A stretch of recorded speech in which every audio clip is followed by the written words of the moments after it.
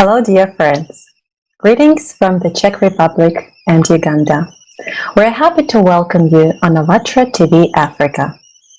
If we look out of the window, we see the modern society of the 21st century, but still some people live in the conditions which are not acceptable for the modern society, such things as lack of water, food, inaccessibility of education, healthcare should be far forgotten.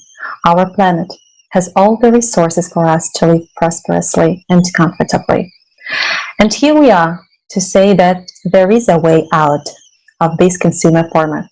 And this way is the creative society, such a society where every person would feel happy, comfortable, and secure. Today's discussion with the students of Macquarie University is about the role of youth in building the creative society. We will find out more about our guests and together talk about the foundations of the creative society, the educational system, and the responsibility of every person, because each and every person on earth is responsible for the society we live in. Today, we also continue testing the theory of 6 handshakes, according to which all people on earth know each other through 6 or even less social connections, and proving this theory working perfectly. In today's live conversation, we meet nice people from Uganda, invited by Edmund Valasumbi, who participated in our previous broadcast, and today he kindly agreed to co-host the show. Hi Edmund, how are you? Yes, hello Taisha. I'm doing well, and it's great having all of you watching this broadcast, tuning into the Creative Society. So I'm with the International Public Movement of Allatra. It actually launched a new project called the Creative Society, where we have people coming in from more than 180 countries to provide their views on how they envision a creative society. More to it, how we can envision a world of peace, happiness, and harmony. And well, today we have 2 guests coming in from Uganda. And our first guest is Emmanuel Akandanaho. He is a student at Macquarie University pursuing a bachelor's degree in land economics. More to it, he is also the founder of the Macquarie Gavo Club and also co-founder of MIA Uganda. He is also a public speaker within the Macquarie University Association for Surveying Students. Great having you here, Emma. We also have Martha Teze Namlondo today as one of our guests. She's also a student at Macquarie University pursuing a bachelor's degree in development studies. She also serves on the mentorship class as the executive board member and head of their finance tribe. Well, Teze is also an events manager for a company that she runs called Fancy Tables Uganda. It's great having you all here, and well, back to you, Taisha. Thank you. Hello, guys. How are you doing? Your microphone is muted. Oh yeah, we're great. We're great. It's a great opportunity to be here and to share with Allatra TV, and it's great to have to discuss how the youth can contribute to creating to the creative society. Yeah, it's a pleasure. Our pleasure. Yeah, so my due privilege to be part of Allatra TV and also to share my views and thoughts on how we as youth, build a creative society. Being a youth as a Ugandan, Uganda almost has the largest population being taken up by the youth, taking up over 80%. It is my due privilege to be part of Allatra TV to share my thoughts on how we can build a creative society. Thank you so much. Thank you, guys. I can feel these positive vibes from Uganda coming over here to Europe. Thank you. Yeah. And as always, right, before we start, I'd like to address also our dear viewers. Please join our live conversation and feel free to leave your comments in the live chat below this video. Please share it and invite your friends. And of course, your interesting questions are welcome. We will read them to our guests at the end of the broadcast. And I would like to start our conversation, our live broadcast, with the first question to you guys. It is, how do you envision the creative society? Such a society where you would feel happy, where you, your loved ones, and everyone in the world would live comfortably. Jose, would you start, please? Yes. What I see as a creative society is a society where everybody is at harmony with, everybody is happy with themselves, and everybody is fulfilled themselves, and a society where people are free to receive the basics, food, shelter, and clothing. In this society where people do not strive to get this, they'll be able not to fight with each other or to have any conflicts within themselves, and this will help them to be happy, and therefore will have conflicts in the world. Yeah. Thank you. What do you think? How do you envision creative? Yeah, to me, in a creative society, what I would imagine, I would like to first give an example is that in the setup where I grew up in, you grow up with a mindset of to get anything in life, there has to be someone losing, whereas someone has to win. But as I've grown up, I've got to, through the self-help books that I've got to read, you get to learn that in this world there's abundance, and everyone should have abundance in their life, be it education, be it food, all these basic needs that a person can have. Should it be education, should it be food, should it be water? Everyone deserves to feel abundant in their lives, rather than having a mindset of to do anything, maybe to get food or to get the wealth that you need, you have to first steal from someone, or maybe do something that is fishy that someone may not actually understand, that you have to take something from someone to gain something, rather than it always has to be a win-win situation. And because I was recently reading a book about give and take, and I was really mesmerized at the fact that a society, for us to grow a society that is creative, a creative society, we have to be more givers than takers, not just even matchers, that I give you something, I expect something back, but I need to give you with an open heart, with an open mind. I do not expect anything back, but I give you all something. And that's how we're able to become more creative and feel abundant in our very own, rather than feeling every time we need to take and take and take and take. And I believe with that, if at all, we can all have a mindset of abundance, and we also get to understand that we can always give, let it be with the little we have or the knowledge we can share, we can build a creative society. That's my take on it. Wow, amazing concept there to do with being a giver. And well, thanks for sharing it, Emma. So I'd also like to ask Martha Teze a question today. We noticed from your social media that you're a person who is socially active in different projects and inspiring others. And well, would like to really find out more. What is your motivation? What drives you in your daily life as a person? What mostly drives me is to see someone else happy, to do something that will create a positive impact in society. Yeah. So there are so many people who have issues, maybe issues with lack of water, maybe issues with education, issues with maybe family, or whatever. There are so many issues in society that can be dealt with. And I see a change, because I know from the theory again that Taya introduced to us as 6 handshakes. I know that if I do something, if I talk, or if I create awareness on a specific problem, who it affects is able to affect someone else and affect someone else. And at the end of the day, I know that in society we can solve every problem by talking, because we all have a voice, we all have opinions, and we shouldn't sit back and just say, okay, I'm just one person, how much impact can I create? You understand? It starts with you as a young person to talk up on issues in society. And I feel like at the end of the day, when you see that there's a change, that's what keeps driving you. That the fulfillment it brings in you is what keeps driving you to try and solve as many issues as possible. Like Emma noted, yeah, there's so much abundance, and whenever you do something and it's fulfilling, and you're always giving, and there's positive impact, you're always willing to give, and the cup that you fill is also always willing to fill another cup, and it just goes on and on. And at the end of the day, we shall all have an ideal society which we are willing to live in.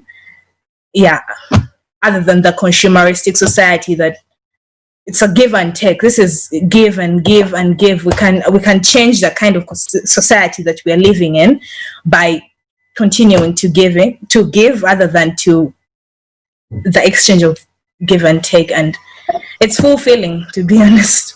Yeah. Thank you, Teze, for this understanding. It's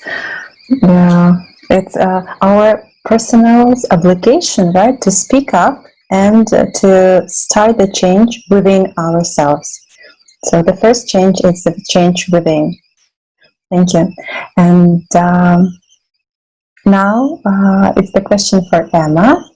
We noticed from your social media that you have a constant track in advocating for public speaking under the Nakaria Gable Club, and also being a speaker in Nakaria University Association of Serving Students. And from your perspective, what role does empowering people to learn how to speak in public play in creating a creative society? Oh, thank you so much. To me, what I would say on the power of public speaking is that when you have the ability to speak, it builds a lot of your personal and self-esteem, your personal confidence and self-esteem, that to be able to approach people in the things that you can do.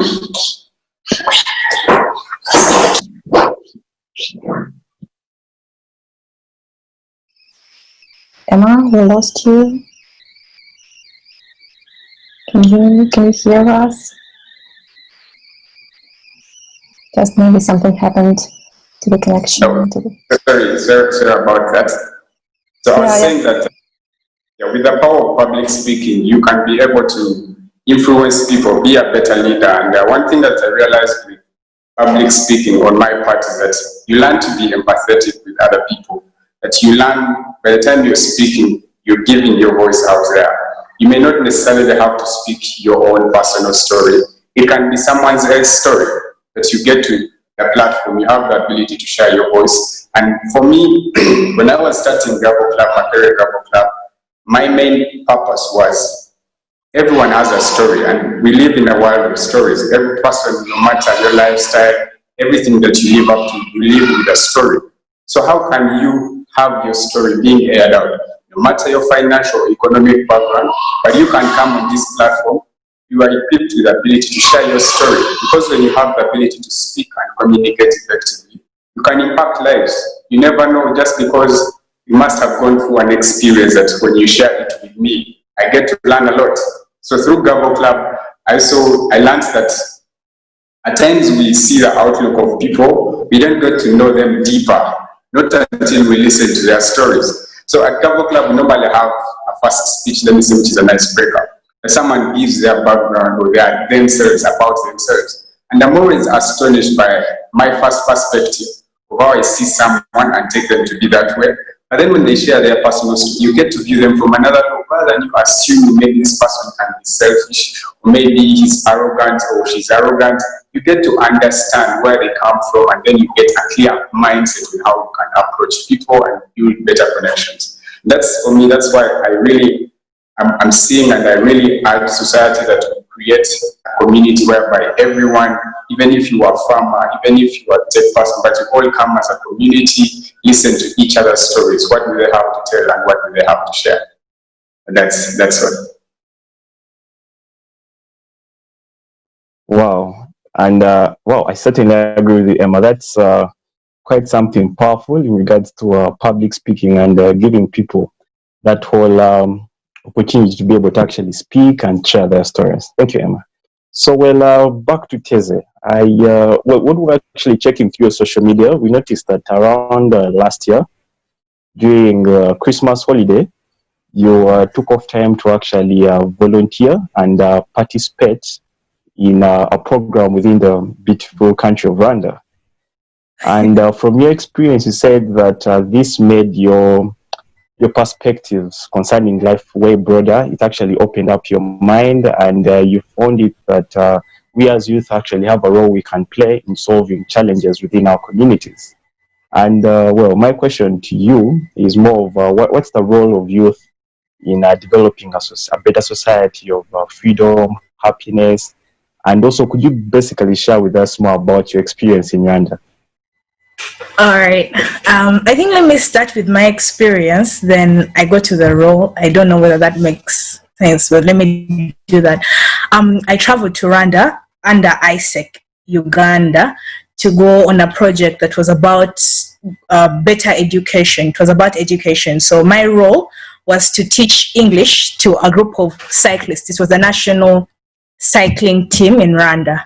Yeah, so now they had a problem. Their problem was that most people in Rwanda speak mostly their local language and French and less of English. So, but this team travels across the world to compete with different countries, and they can't even do the basic introduction of my name is, or I'm this years old, or the basic introduction. So my role was to chip in and teach them English. Now, here I am, I've never taught English. But I said this is a problem and I need to come in as a young person to fix it.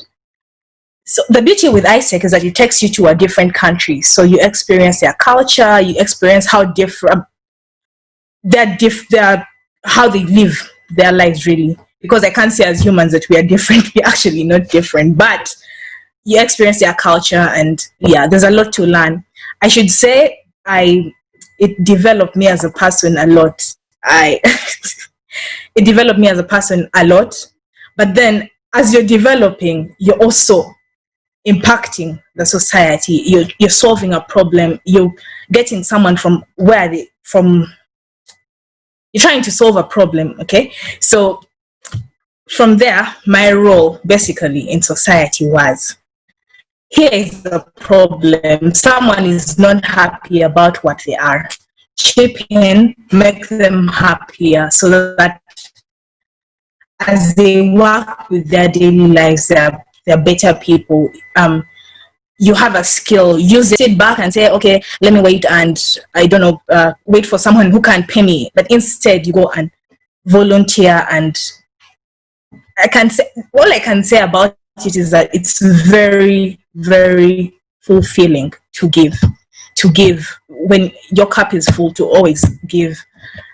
And I should say it was a great experience that I hope that all the youth can find something that they feel comfortable with, to volunteer or to find a problem in society that they can solve. For example, if maybe there's a problem with plastics in your maybe volunteer to start up something, collecting that plastic and doing something with it, recycling or whatever. There's so much that we want to live in the future for our children and the generations to come. So I feel like, yeah, there's a lot. Thank you, Teza. And I really liked, as you said, that as people, as humans, we don't differ, right? We may live in different countries and our traditions, our culture may differ, but it's just fulfilling us when we find out more about different cultures, about their experience. We just can implement it on our place where we live, in our places, and together come out with something bigger, better, and make this planet a better place for everyone. And I'd like to ask Emmanuel, what do you think about the role of youth in building the creative society? Okay, I want to first start hint on what Martha said about giving. One thing I was listening to a video by Simon Selleck, and he was noticing that the moment you give, you're always entitled to that happiness. You always give. Every time you give, that fulfillment that you get, and you're always entitled to it, and that's how the laws of the universe operate. And then he gave a story, was relating to a story of there was a street lady who used to sell goodwill, and she used to earn about $30 to $40 per week, which was quite very little. So he came up, he wanted to help out with the lady. So the lady had that poster, like a tag where she would write how to get customers, why should people buy from her, all these things. And then he decided to change her notice. And this is what he wrote. When he changed the lady's notice, the lady made $2. She made $40 in the next 2 hours on the other day.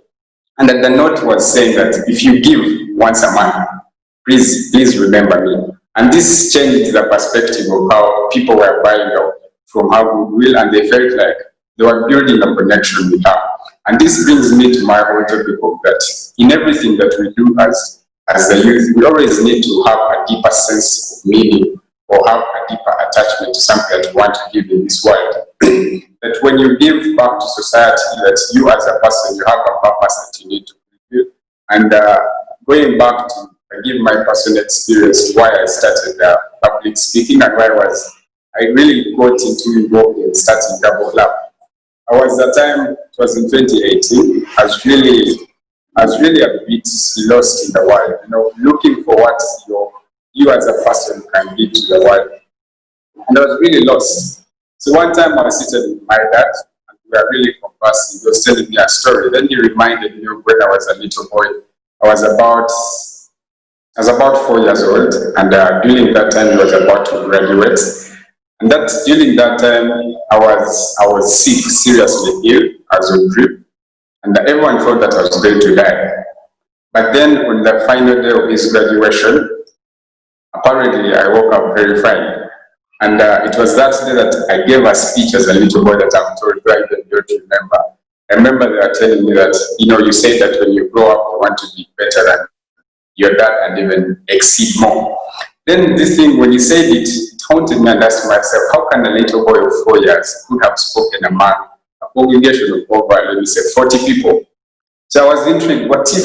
So that means I can literally speak and get an impact. And when I was doing an assessment of where every time that I spoke, when I was still in high school, the first time I gave my testimony, everyone felt so attached. They felt like, Emma is really good. The first time I spoke before the school, but I think I need to take this into another level and make sure that it has a deeper meaning to someone out there, that you get to come together. And the second thing that I would want us, like the youth, to look at is to learn to be empathetic with one another.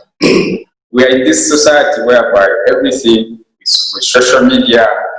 You always want to post anything on your social media that shows you successful.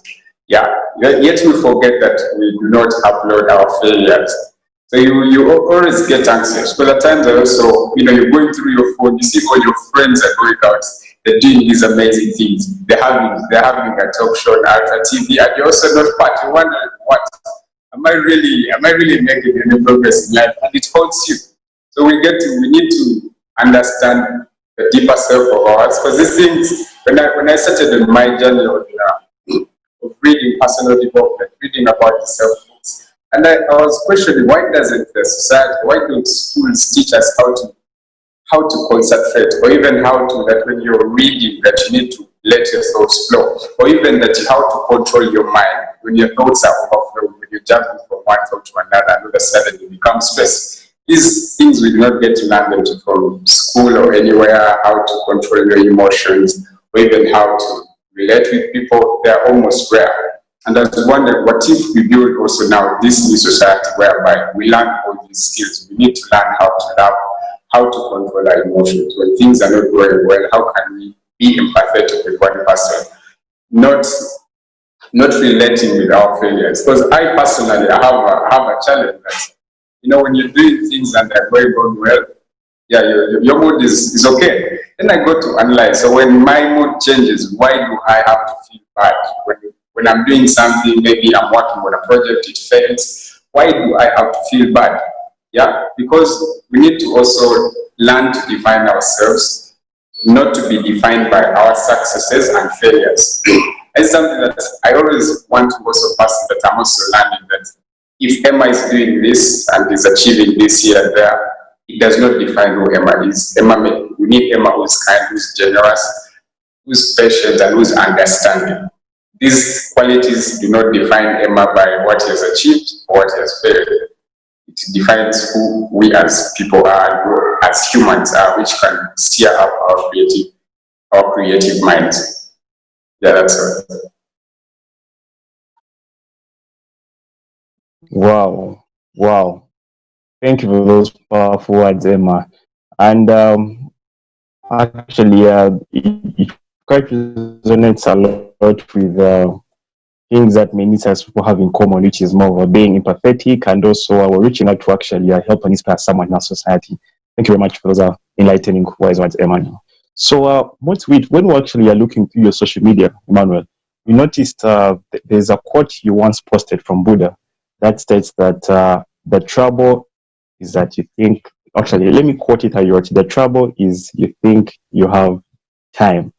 And thinking of it, it actually resonates with quite a lot of things that happen today. Most of the times, in this age of information explosion on social media, things tend to be moving very, very fast. And we just really sit down to think on what actually makes us happy, what things give us joy when you're actually doing them in society. And well, in regards to the creative society, how we envision the working environment is more of a person, say, working 4 hours for 4 days within a week. And in regards to that, we just want to find out more of your view. Say this was the ideal setting of work and you have so much free time to yourself. How would you manage your free time? What things would you be doing then? What things do you actually do to give you joy, and what things do you love doing in your free time?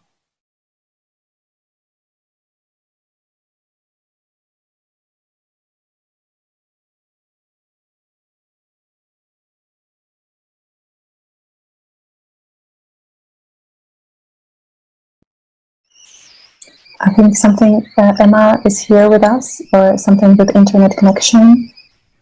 Yeah. So, yes. Mm-hmm. Yeah, Edmund was saying that in the creative society, the working day would be shorter, let's say 4 hours a day, and the working week would be 4 days a week. And in this case, how would you manage your free time? What would you spend it on? And what makes you happy? What brings you joy? Okay, well, what brings me joy is if I know that I'm living my life to, I'm making an impact on someone's life, that by the actions and things that I take, someone is benefiting in a way, not only I. Because I realized this, I was the different things that I always do, and then this one time when I was working on my project, and I was presenting in Chamberlain University. And then at the end of the presentation, I thought I'd not really made what I wanted, because the people I presented to, they are not responsive the way I wanted. I wanted to make an intern, get them to engage with me after work.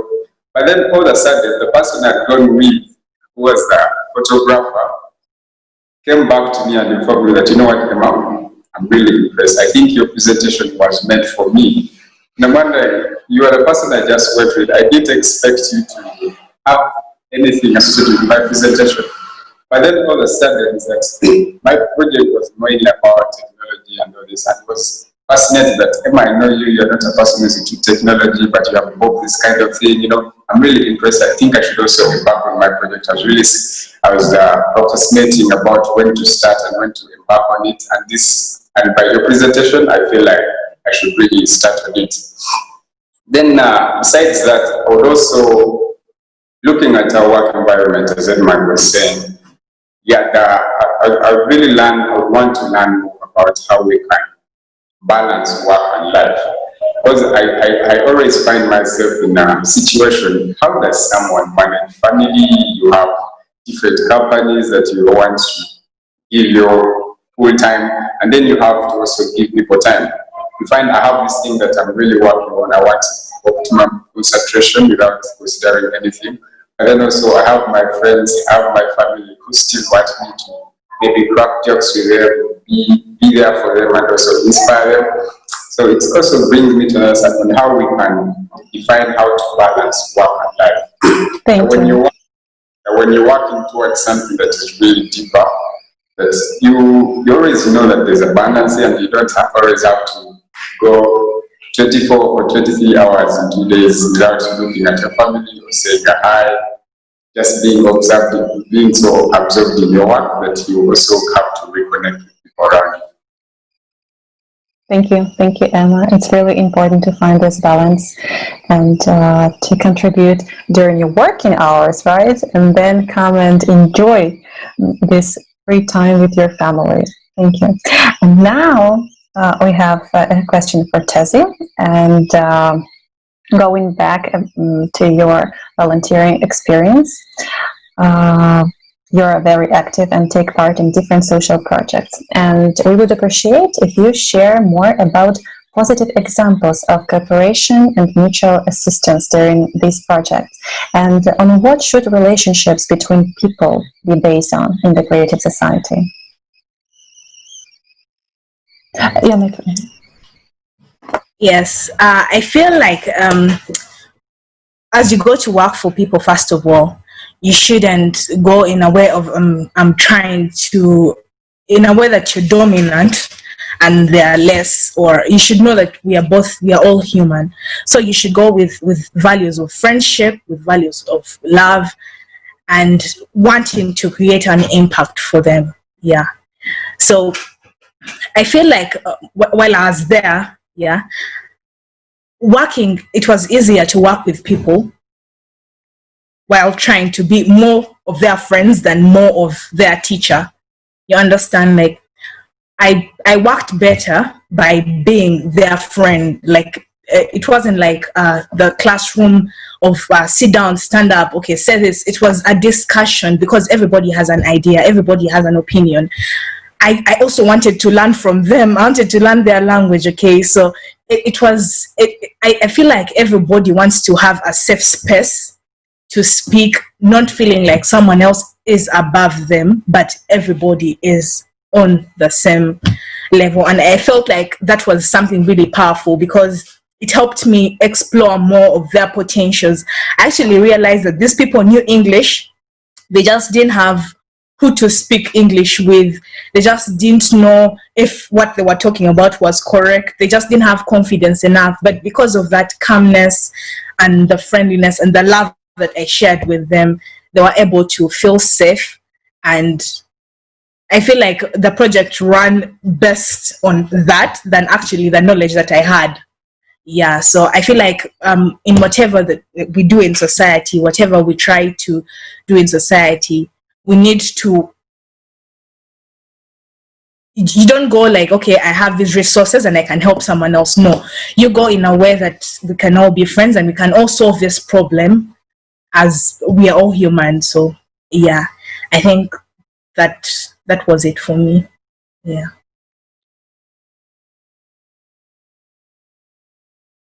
Wow, impact is one thing I really picked from it. Is quite a lot from even the first answer you actually gave us in regards to the question that was raised by Taisia. So if I'm to ask him another question, well, from your profile, we saw that you actually are fascinated by the power of technology and its impact in the lives of people. And we'd just like to ask you, how do you envision technology of the future? And who is it made to serve within the creative society? Just more based from your perspective in regards to our technology and its power to actually change lives and impact communities. Yes, Emma. Okay. First and foremost, I believe that the future is digital. the one that we're all here on a Zoom call, on a Zoom meeting. So to me, what I would see the future of technology is, I would want the future to make sure that the essential needs, they are subsidized, the way we are able to acquire services, or maybe it could be how you're able to get the needs that you want, maybe the goods. Though me, I was mainly looking at our education system, since it's always a challenge that you find you not only don't have the resources, you cannot access the education that you need. But then, and it's also expensive. To me, I would look at technology being the change maker in the education sector, where students can leverage resources online at a very affordable cost. Because you're looking at, if you have East Africa, you have Africa, all these resources are uploaded on the internet. And instead of you traveling to go to South Africa, you can study from where you are, you're reducing costs already. And also mainly looking at the average person who cannot maybe afford a higher university school, is you're looking at the people who are getting all this education and the resources. They're able to share with you on the internet that you can always go and learn. Because I have a colleague who started a company that mainly teaches people in the construction sector how to work safety and health when construction. And he told me that what he did is that he learned all this on his iPhone. He was, back then he didn't have enough resources to get the laptop or to acquire these schools. He was always on his iPhone, going into these online courses, and because some of these online courses are affordable. It's like, as I giving an example last time, that I managed to get onto the courses on Udemy, and you find that different resources that you can approach. It can be a language, and you find the cost is almost less than 20, and the resources are really affordable. So you find that any person, every average person, you do not have to have this network of people around you, but you have a network already in your phone, and then you can connect to the world. Second is social media. Social media, and I'm also give an example. This is something that I also use, that how we connect with people. At times I also try to use it. There's a time when I would go through challenges, hard times, and then I would seek out mentors and just share with them my thoughts and what I'm going through, and then they give you their feedback. They're like, wow, because at times you find the people around you, they don't really understand what you're going through. Then you need someone who, on a certain level, can really approach your concept or maybe your challenges and give their personal experience, who are very empathetic with you. So I had this lady who had gotten on Twitter, not so it was LinkedIn. She was a coach. So we were talking, then I shared with her what I was going through. Then all of a sudden she also gave me her feedback on what her previous life challenges were. And I was like, wow, so this person managed to reach a certain level in life just because. So then that also impacts me that, you know what, Emma, whatever you're going through now, you can also be able to overcome it. And, even now look at YouTube, you're able to, I don't need to meet all these big people that who are impacting the world. That's this guy, Alibaba, Jack Ma. Yes, I'm a big fan of this information. Like he's a person, he's a great leader. So you find that you're able to go to YouTube and learn his experience. You know his story.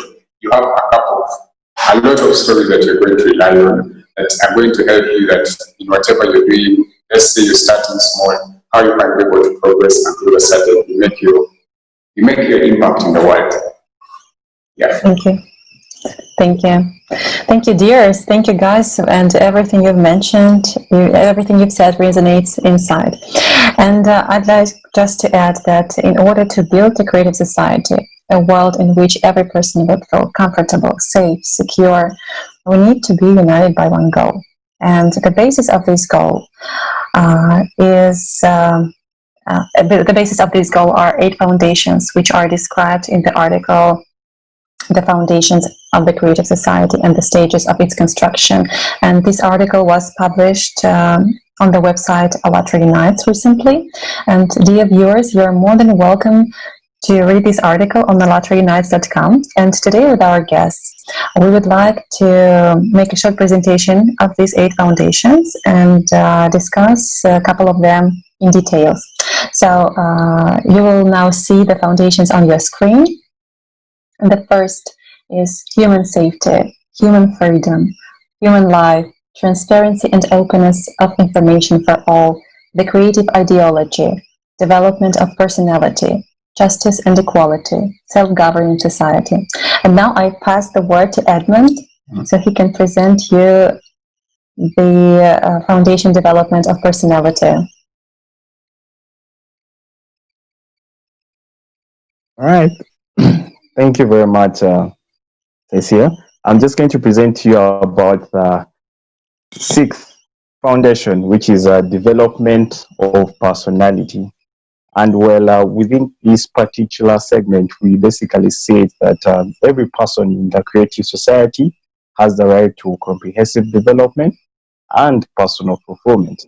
Education should be free and equally accessible to all, creating conditions and even expanding opportunities for a human to implement his or her creative abilities and talents within the world. And well, I would also like to ask one of our participants today, more specifically in regards to education. Emmanuel, we could actually see you're very passionate about education and its impact can actually have on societies. So just want to find out from you, how do you see the system of education in our creative society?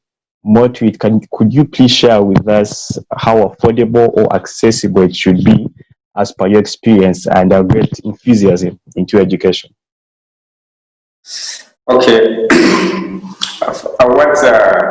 As you mentioned, why I was really more interested about education is that the background from where I come from is that I realized that I had the privilege, or maybe by my parents who could afford to take me to a good school, and I saw that currently I'm at university. But then I have my other relatives whom I see, they really want to study, but then they say they have no means or access. So one of the things that I really look out is there are a lot of sponsorships that are always out there for people that they can access, but then people do not really reach out for these sponsorships. Because I was wondering, whereby you know all these sponsorships that are always outgoing there, maybe at university level, maybe different programs that students can enroll, that they can enroll for, that can help them advance in their career. For me, I would really look at creating different organizations. They may not really be organizations, but set up in communities, deep down to our villages or even communities, local councils, whereby students or young children can be called upon, that they gather around and they're always taught the different basics. Because it doesn't mean that for you to go to a school, it doesn't mean that you will necessarily have the impact that you need to make in this world, but giving them the basic tools that require you to excel in life. It could be how to handle challenges, how to be able to work, because these are things that we always face as graduates when you're coming from university. How are you going to transform to a better employee, or a person who can work and collaborate with other people on how to communicate? How can you teach the students and how to be better communicators within their communities? That you set up groups whereby they have these gatherings and they always share, and you always, with these resources, the people who have these resources, because I always wonder, like, I have all these ideas and I see these things that happen, but if you have these gatherings whereby you always share with the students and they know what is going on in the world, and they also see there's an impact, they see there. You know, when you're closer to someone who's somewhere, you feel you're also getting there. You feel empowered, rather than being in that mindset where you feel everything will never come your way.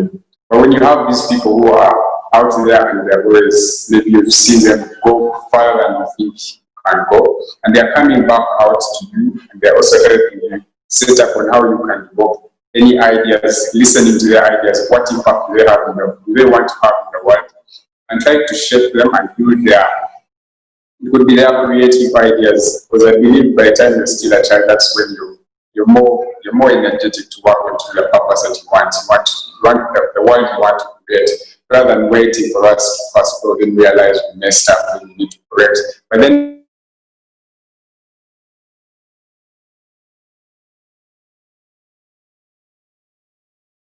not this, because this education system you just go through, it does not really impact you as a person to work on your creative mind or even develop you as a person through your personal development, but you create a culture where students can also start learning how to read books, how to communicate, how to build teams and work together rather than always competing with each other.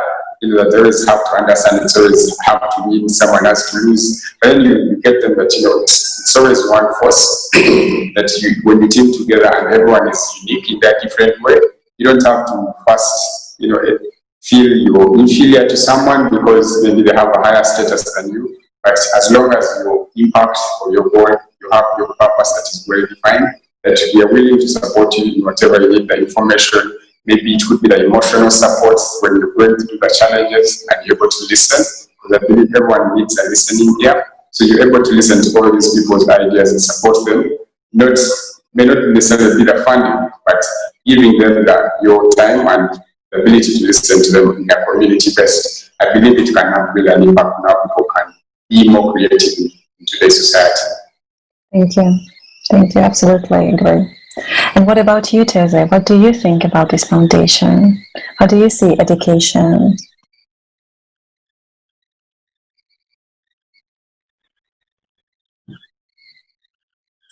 Your mic is muted. Thank you. Yeah. For me, on education, I mostly feel like we've had the same curriculums that have been studied since the 90s, and at this level, we have completely different problems to solve as a community and as a world. I feel like education system needs to look into that and find a way to teach children what is actually on ground right now. The world has evolved, and it's very many things in the education system, mostly here in Africa, have become irrelevant, and they need to change.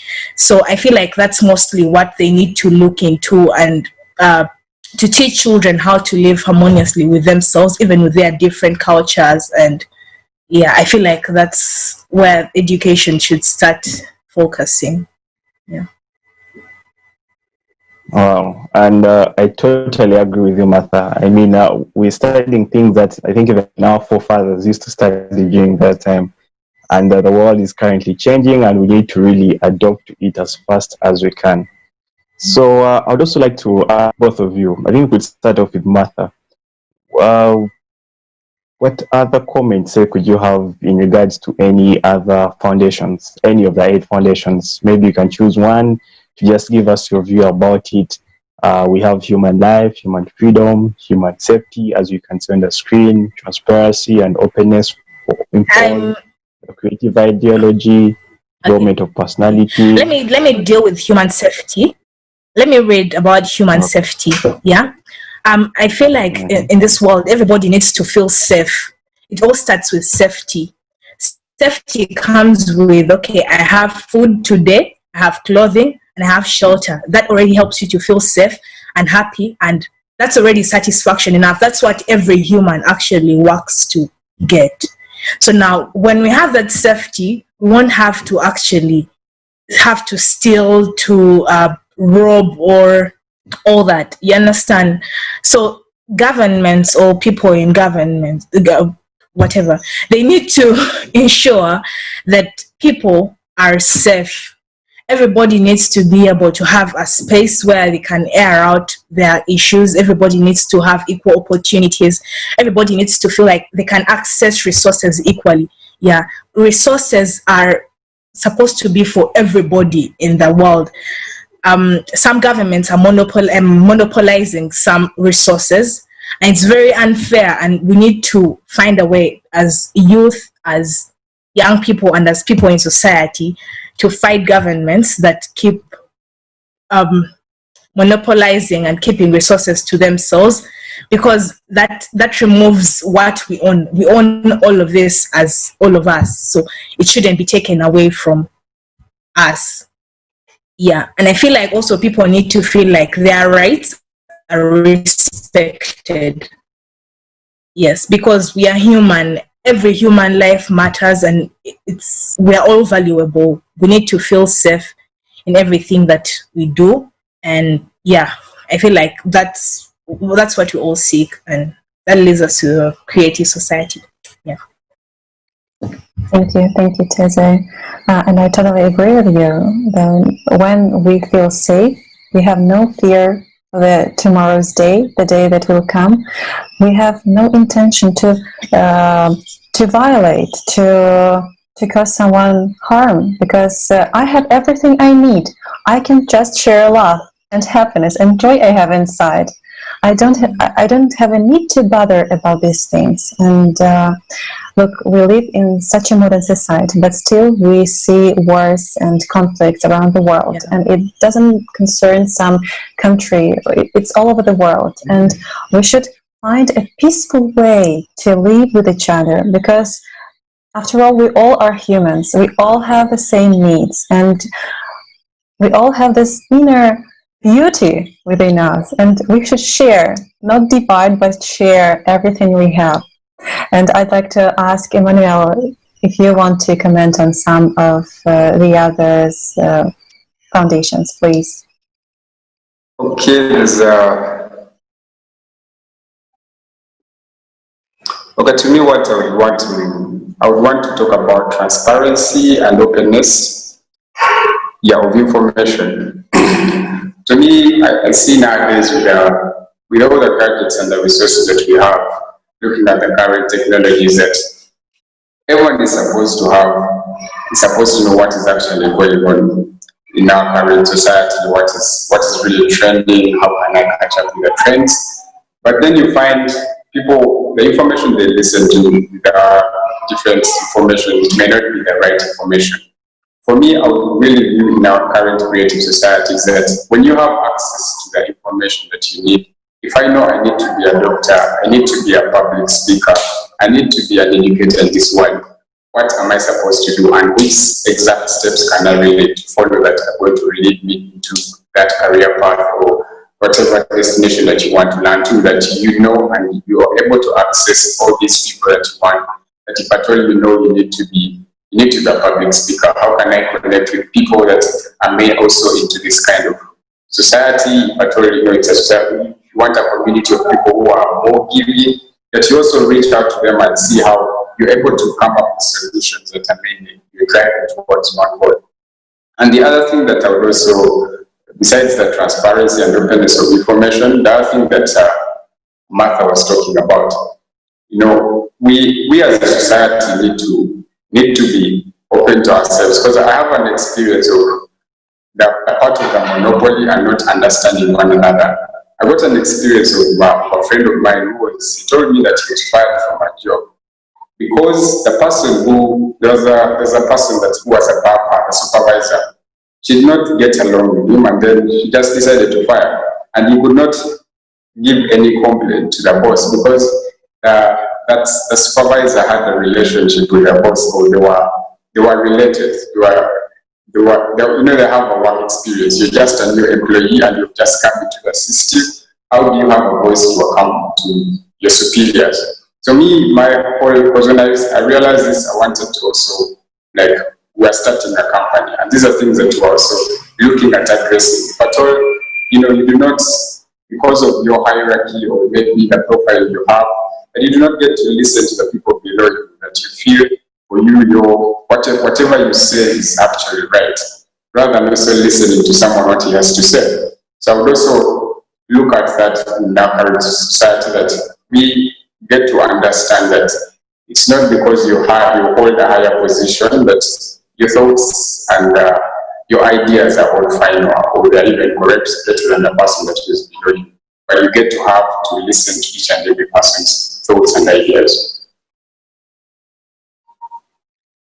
Thank you very much, Manuel. And I'd like to pass the word to Edmund to ask our final question of today's live conversation, the question which we ask all our guests who join us. Yes, thank you. So I would like to ask both Martha, Teza, and Emmanuel. It's been quite an amazing session. And the final question for today is, would you love to live in a creative society? Definitely. Definitely. I would really love to be part of it each and every day. I'm also glad I was to be part of this Allatra TV.